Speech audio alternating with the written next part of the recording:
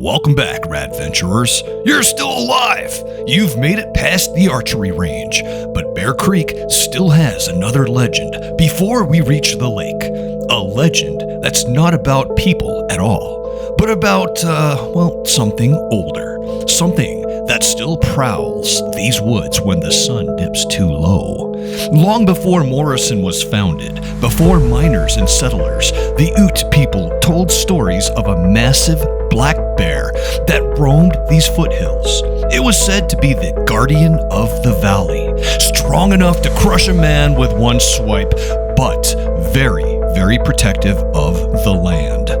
One winter, a group of trappers ignored warnings and set their snares along Bear Creek, hunting specifically the black bear guardian of the valley. The giant bear walked into one of the traps. It fought for its life, tearing trees from the ground in its rage. By the time the hunters reached it, the bear had chewed its own legs off to break free. It escaped into the canyon, howling in the pain it so endured.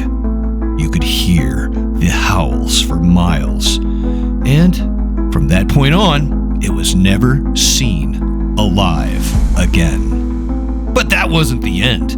No. Not long after, those trappers started disappearing. They were found later, torn apart. Not by wolves or mountain lions, but ripped, limb from limb, bones from bones. And though they were all in pieces, you could see the giant bite marks, the giant claw marks left on them.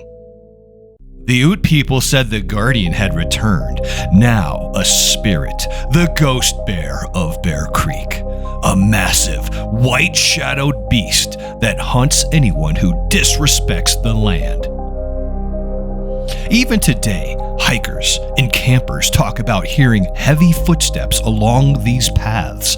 Sometimes the sound is distant, other times it's so close you can hear the breath on your neck. And they all say the same thing. Before you see it, you smell it. A sharp stench of wet fur and rotting meat drifting on the wind. Sounds a little bit like that. Yeah, that's right. One couple swore they saw it right near the lake where we're heading. Don't worry, it'll be safe. I've never seen it myself, and to be honest, I don't even know if it's real. I just know what I hear, okay? But they say a huge, pale bear rose out of the fog, but when they shined their flashlights on it, its eyes weren't animal eyes at all. They were something else, something more, human, wide, screaming like the souls of everyone it had ever killed were trapped inside, begging for help, begging for mercy. Another group reported seeing paw prints in the snow, each the size of a dinner plate. They followed them until the prints just, stopped. No more tracks. But when they turned around to head back, the prints reappeared directly behind them. And the strangest story came from a park ranger who patrolled this very trail. He said he heard growls behind him, louder and louder, until he finally turned and saw nothing but a massive shadow stretching across the ground. He looked up expecting to see the bear, but there was nothing there, just the shadow. And then the claw marks appeared across his arm as if the spirit had swiped him without ever showing its body. Yeah, imagine that. Imagine that, my friends.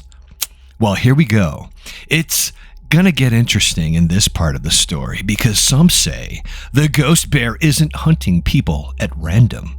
They believe it hunts those who bring weapons into the park as punishment for what the trappers did, hunters, yes, archers, yes, even airsofters.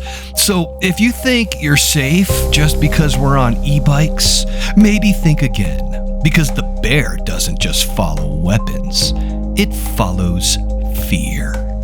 Well, welcome to the lake, my friends. Take a breather, relax, enjoy. Take a breather, relax, enjoy the view before we ride off again.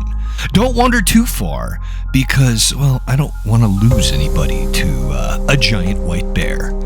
Stay around, my friends. See you in a bit.